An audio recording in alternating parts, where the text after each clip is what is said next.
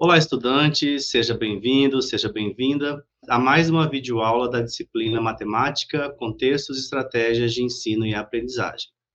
Eu sou o professor Rogers e nessa videoaula nós vamos iniciar a nossa unidade 1, intitulada Tendências Atuais da Educação Matemática. Mas, antes de falar especificamente das tendências atuais, é importante nós reconhecermos que campo é este denominado matemática. E para isso, trazemos na nossa primeira unidade aspectos socioculturais no ensino de matemática. Dessa forma, nessa videoaula, o nosso objetivo de aprendizagem é analisar criticamente aspectos históricos e epistemológicos da matemática, compreendendo como as evoluções culturais e sociais influenciaram o desenvolvimento do conhecimento matemático. Então, para início de conversa, a gente já inicia com uma pergunta que é bastante esperada. Mas, afinal, o que é matemática? Essa é uma pergunta difícil até mesmo para aqueles que já trabalham com ela, porque requer refletir sobre suas bases, requer conhecer um pouco da sua história e também da ciência e da humanidade. Mas afinal, a matemática ela é uma ciência ou ela é uma linguagem? Ela foi criada ou ela foi descoberta? Se ela foi criada ou descoberta, independentemente da resposta, quem que inventou ou descobriu a matemática?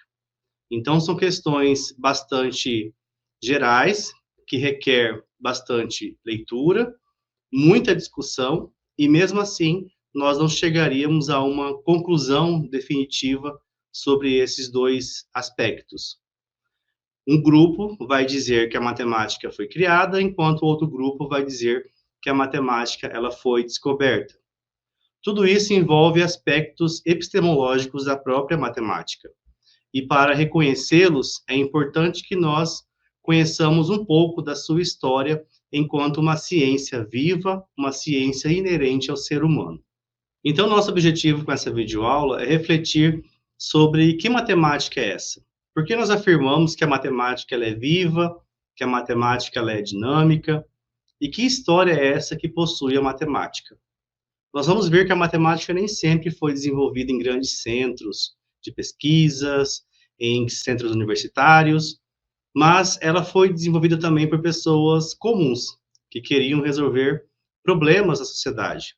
Então, é por isso que nós vamos tratar aspectos socioculturais da matemática nessa videoaula. Então, nós vamos levantar, ao longo da videoaula, alguns temas, algumas discussões, que nós não vamos encerrá-las aqui, neste momento, mas elas podem nos fornecer pistas, nos fornecer dicas de outras pesquisas. Então, é importante que você, caso não compreenda algum termo, alguma passagem histórica aqui apresentada, é interessante que você vá em busca de outras fontes e tente, dessa forma, compreender melhor aquilo que está sendo trazido aqui. Para início de conversa, eu trago um trecho do professor Ubiratã D'Ambrosio, que é um autor muito renomado dentro da área de educação matemática e tem bastante pesquisa em história da matemática. Ele nos diz o seguinte: os grandes pulsões da espécie humana são a busca de sobrevivência e a busca de transcendência. Então, nós compreendemos que os primeiros povos que desenvolveram alguma técnica dentro da matemática, eles tinham esses dois objetivos: formas de sobreviver e formas de passar este conhecimento para gerações futuras. Então, eles legaram para os que vieram depois deles algumas técnicas de como lidar com a natureza, como lidar com os animais, como lidar com os recursos da terra, da água, e também legaram teorias, legaram obras literárias, legaram artes, entre outras questões. Então, o que nós chamamos de matemática, ela é uma das respostas a essas questões de sobrevivência e questões de transcendência, porque ela foi acumulada e transmitida ao longo de gerações. E por isso nós afirmamos também que a matemática ela está em constante transformação. Então, ao tentarem aprender a lidar com a realidade que os cercava e procurar explicações sobre os fenômenos e sobre a sua existência, foram criando representações que os ajudassem nessas reflexões. Então, nosso intuito com essa videoaula não é contar uma pequena história da matemática, porque essas histórias elas vão abrindo outros parênteses históricos que requer um certo aprofundamento, requer um certo entendimento maior. Só que nós vamos trazer alguns aspectos, um panorama geral, de que essa matemática ela é inicialmente uma questão de sobrevivência e transcendência, mas que ao longo da história ela foi sendo desenvolvida por outros objetivos, né? E é por isso que é importante a gente conhecer um pouco dessa matemática e entender de que forma que o ser humano ele foi desenvolvendo e foi se apropriando dessas histórias. Então, nós temos que ter o cuidado de realizar esse estudo tendo um pouco do conhecimento da divisão da história da humanidade. Então, é importante que você entenda que a história ela tem um período denominado pré-histórico e tem o período da história em si. Né? E o grande marco para essa divisão foi justamente a invenção da escrita.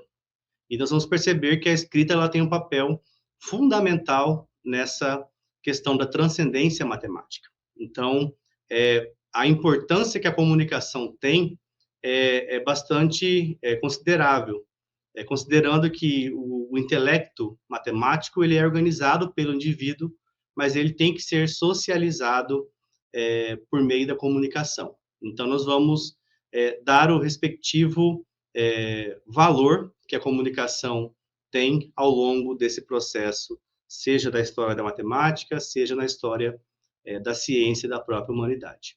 Então, agora nós vamos adentrar em alguns momentos históricos que possibilitaram um avanço matemático. O primeiro deles são as ditas civilizações nômades, que são os povos pré-históricos. A história ela nos conta que houve uma grande evolução cognitiva do ser humano nesse período pré-histórico. E, juntamente com essa evolução, tiveram outras necessidades humanas, como, por exemplo, a necessidade de contagem e enumeração de quantidades. Seria a contagem de dias, a contagem de crianças, a contagem de elementos que compõem o seu gado, entre outros exemplos.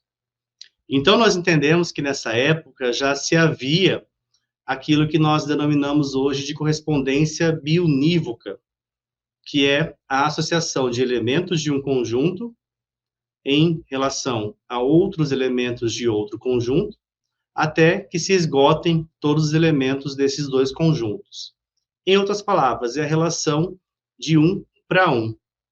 Então, por exemplo, se eles quisessem contar os gados que compunham a sua tribo, mesmo sendo nômade, eles poderiam associar, por exemplo, cada gado a uma unidade de rocha, uma unidade de pedra que eles tinham em um determinado recipiente, por exemplo.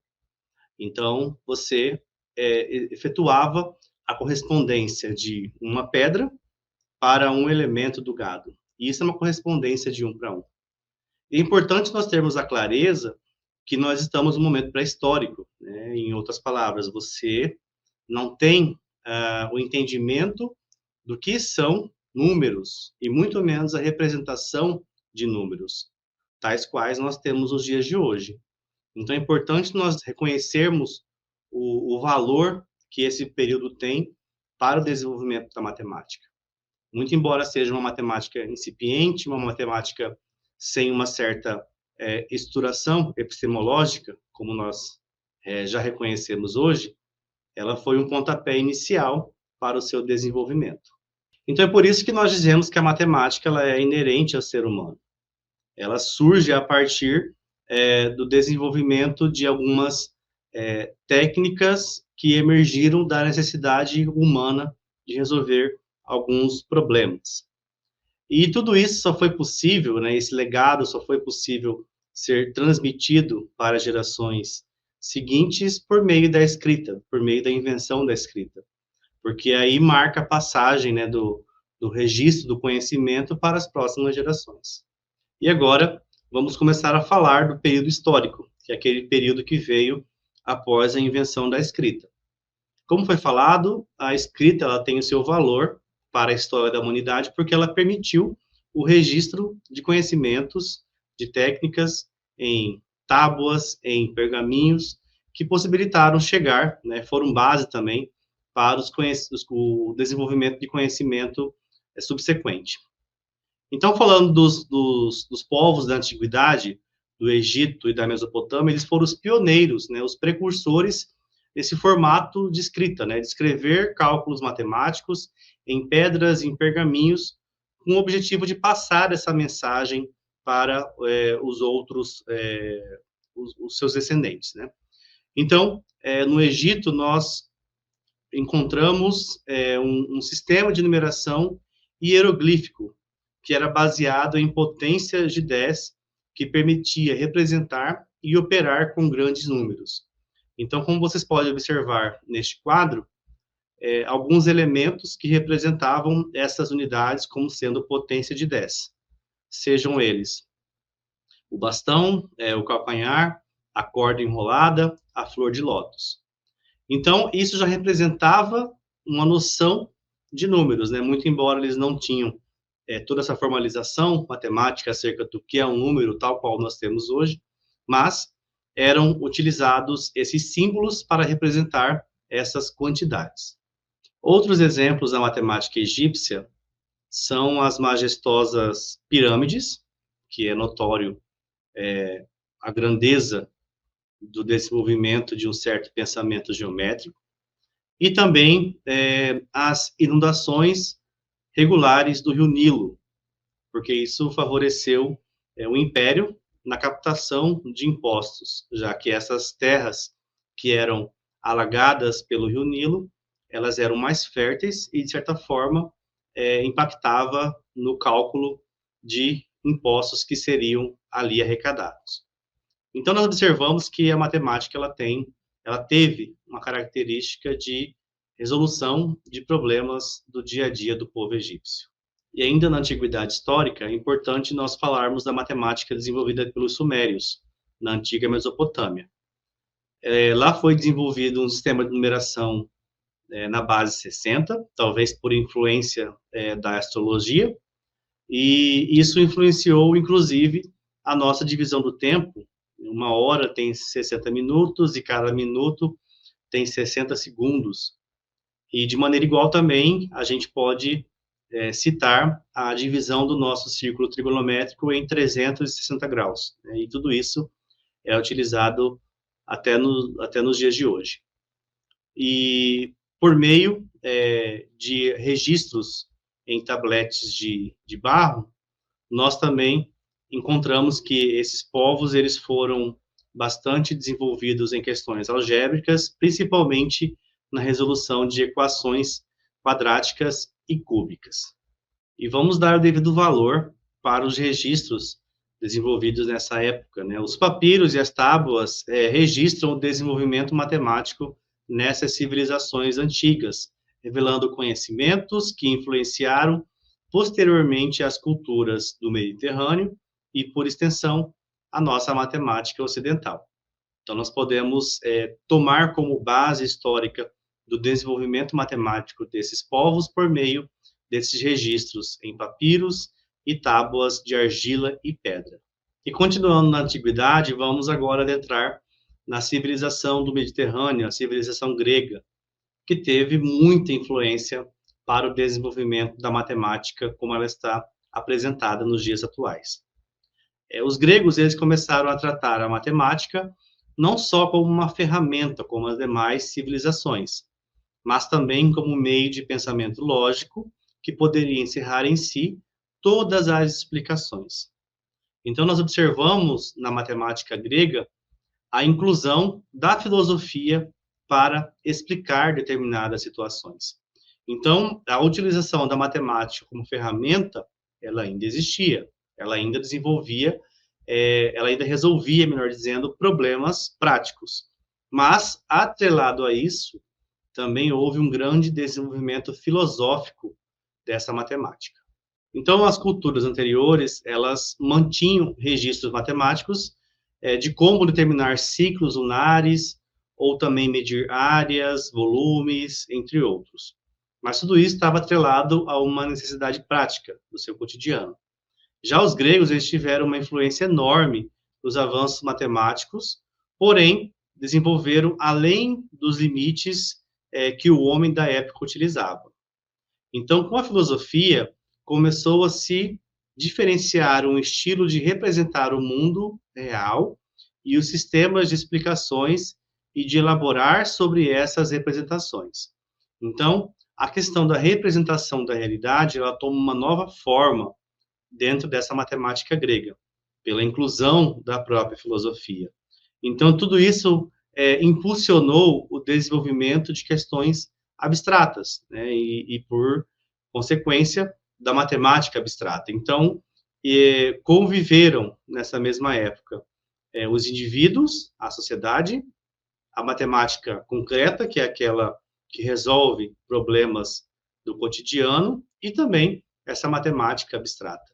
Então, os gregos tiveram bastante avanços em diversas áreas da matemática, mas nós não podemos nos esquecer de citar as escolas de matemática. Talvez não eram escolas como nós conhecemos hoje, né, como ela está posta na sociedade atual, mas seria um esboço de escola, porque ali foram discutidas questões políticas da época, foram debatidas vertentes filosóficas, e também a matemática foi ali desenvolvida. Então, nós podemos citar, por exemplo, Platão e seus discípulos, Pitágoras e a sua sociedade secreta, os pitagóricos, entre outras escolas gregas. E também, por fim, é importante destacar a importância de um conhecido livro, né, uma obra conhecida mundialmente e tem uma singular importância dentro da história da matemática, que é justamente os elementos de Euclides. A obra Os Elementos de Euclides teve foi um importante marco para o desenvolvimento e a evolução da matemática, por diversos motivos.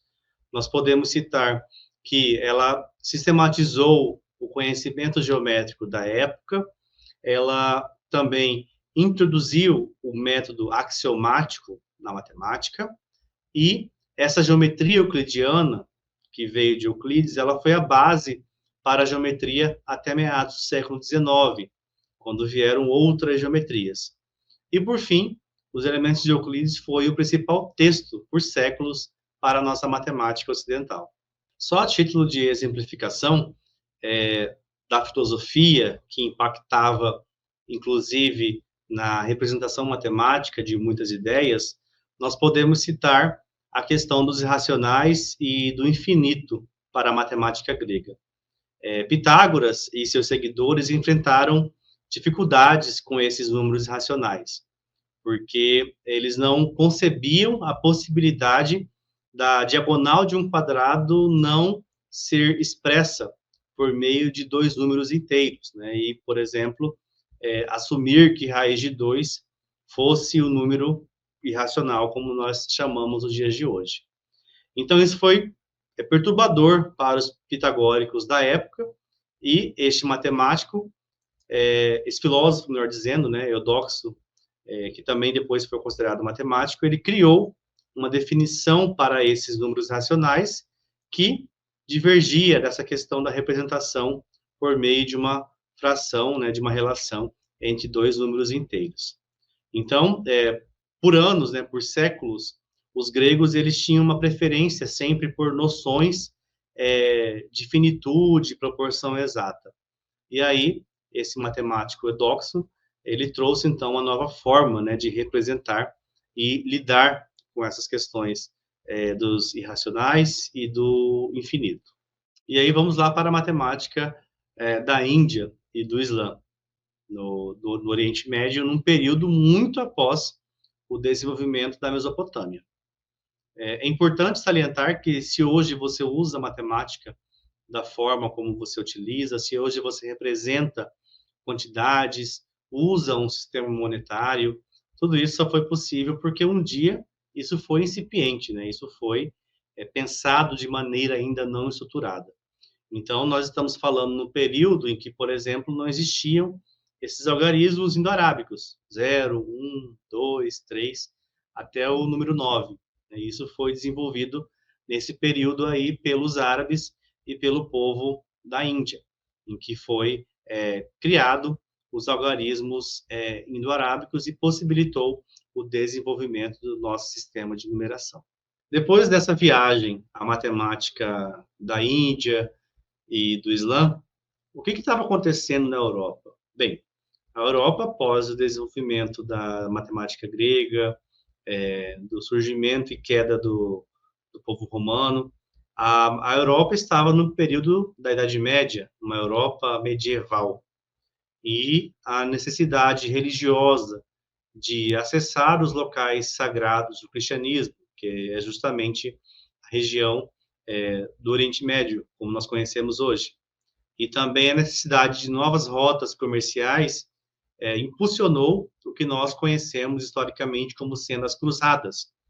Então, as cruzadas fizeram com que a Europa medieval avançassem para terras, né, além de Constantinopla, além da Turquia. Né? Então, as cruzadas permitiram uma troca cultural e também de conhecimento com aqueles povos que ali se encontravam, que ali faziam residência.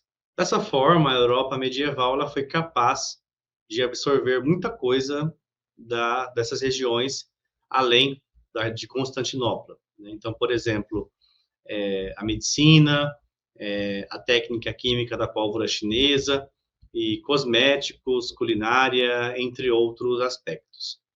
E o conhecimento, na época da Europa medieval, ele se concentrava nos mosteiros. Né? Todos nós conhecemos como se organizou historicamente os povos no período feudal. Então, os mosteiros, eles traziam para si toda a síntese do conhecimento, e com isso houve uma certa confluência entre teologia, entre matemática e entre filosofia, por exemplo. Então, para explicar um fenômeno do movimento na física, como nós conhecemos hoje, existiam três possibilidades de explicação, né? Uma explicação teológica, né, relacionada a Deus, uma relação filosófica, né, do posicionamento do homem no mundo, no homem enquanto sociedade, e também uma explicação matemática, né, do fenômeno físico em si. Então, tudo isso foram características dessa matemática da Europa medieval. Embora estivessem organizados em feudos, a sociedade não deixou de realizar e operar comercialização de seus produtos. Então, veja, até então se utilizava a numeração romana, né, que é aquela que nós conhecemos dos números romanos. E isso, operá-los, né, operacionalizá-los enquanto operações, eram um tanto quanto dificultoso. Né? Então, operações trabalhadas com as mãos e os ábacos, como nós conhecemos hoje, tornaram-se inadequadas. E aí, com esse contato cultural de conhecimento entre a Europa medieval e aquele povo da Índia e do mundo árabe, possibilitou trazer aqueles algarismos indo-arábicos lá desenvolvidos para a Europa. Né? Então, houve uma mudança aí da numeração romana para nosso atual sistema de numeração, que é o sistema indo-arábico. E quem trouxe, né, esse novo formato de organização, de representação dos números, foi justamente o matemático Leonardo Fibonacci, que nós tanto conhecemos na nossa história da matemática. Então, na matemática medieval, nós temos o desenvolvimento de matemáticas com diferentes objetivos, né? Uma matemática abstrata e teórica, uma matemática comercial, mercantil, a matemática das artes, a arquitetura e também as matemáticas das navegações. E essa matemática das navegações possibilitou o surgimento de outras perspectivas, principalmente na geometria. Até então, utilizava-se o que nós chamamos hoje de geometria euclidiana, que é aquela baseada pelos axiomas do livro, da obra, Os Elementos de Euclides. E com o desenvolvimento dessa matemática das navegações, pela necessidade humana de se avançar para outros territórios além da Europa por meio do oceano, isso possibilitou o surgimento de uma perspectiva não euclidiana da geometria, como a gente vai ver logo em seguida. E como foi o surgimento dessa matemática na era das navegações? Bem, nós temos que lembrar que os muçulmanos eles tinham o controle terrestre da região da Turquia, de Constantinopla. Isso impulsionou os europeus a buscar novas rotas para se chegar à Índia. Isso, historicamente, nós conhecemos e reconhecemos a importância que isso teve para o desenvolvimento da era das grandes navegações. E, com isso, surgiram, inclusive, o descobrimento de outras regiões do nosso planeta terrestre. Então, com isso, Colombo chegou às Américas, Vasco da Gama chegou às Índias pelo hemisfério sul, né, e Fernão de Magalhães, ele encontrou uma passagem para o Pacífico. Então, essas foram as principais consequências para a descoberta de de novas regiões dentro do nosso planeta Terra. E também isso possibilitou o desenvolvimento de uma outra geometria, de uma outra perspectiva, uma geometria esférica, que se difere na sua estrutura, no seu sistema axiomático, da geometria de Euclides, que até então ela era conhecida e utilizada. Nessa época também houve outros avanços na matemática, né? O surgimento do cálculo diferencial por Newton ou Leibniz, novas ferramentas matemáticas para descrever movimentos físicos, e também tivemos um importante teorema, chamado Teorema Fundamental da Álgebra, apresentado por Gauss. Em seguida vieram as conhecidas evoluções, a Revolução Industrial, a Revolução Americana, a Revolução Francesa, e com isso a matemática ela avançou significativamente. Teve o surgimento de diversas áreas e, com isso, a matemática ela se tornou algo básico para as demais profissões, e aí foi ganhando uma notória importância dentro da nossa sociedade. Então, a sociedade como um todo, ela começou a se matematizar. E agora, a partir do século XX, do século XXI, esses problemas ainda permanecem em aberto, tá? Que são esses problemas que estão listados aí no slide. Tudo isso para dizer o seguinte, que por mais que a matemática hoje em dia ela tenha ainda essa característica de resolver problemas e situações do nosso dia a dia, hoje, dado o nível de sistematização que nós temos em aproximadamente 6.000 anos de desenvolvimento da história da matemática, ela precisa de uma certa formalização, de um certo rigor, de uma certa dedução para se estruturar enquanto ciência. E é por isso que nós vamos falar agora em aspectos epistemológicos da matemática. Então, falando em epistemologia, nós estamos falando em teoria do conhecimento. Então, nós temos que conhecer quais são as bases que estruturam essa natureza do nosso conhecimento matemático. Nós podemos, por exemplo, citar a questão da abstração, que foi aquilo que foi desenvolvido na matemática grega, e a partir dessa capacidade de simplificar situações, a gente generalizar esses conhecimentos, esses conceitos gerais e universais para serem aplicados em diversos contextos. Nós podemos citar também a lógica e o rigor. Hoje sabemos que a matemática ela se estrutura por meio de uma certa lógica, por meio de uma organização lógica das ideias, né? Então, nós podemos valorizar, né? A matemática valoriza esse raciocínio dedutivo e prioriza a construção de provas rigorosas que garantam a validade de determinadas conclusões por meio da matemática.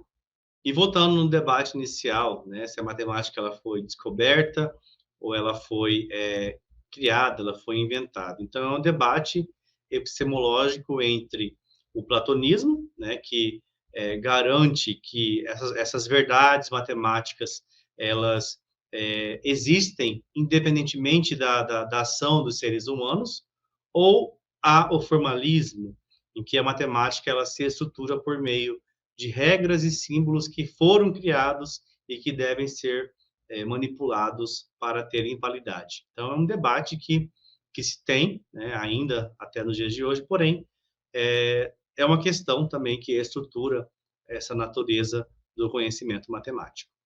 E, por fim, nós podemos citar que a matemática ela é fruto de um sistema dedutivo derivado de axiomas.